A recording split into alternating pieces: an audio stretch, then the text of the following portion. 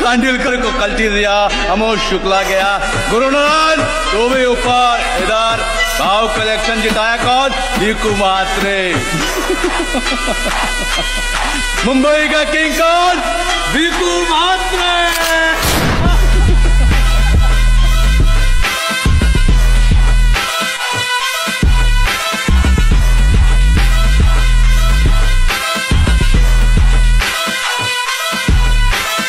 अपन भाई लोग है, भाई लोग की तरह रहना मांगता अपन को, समझा ना? समझता है ना?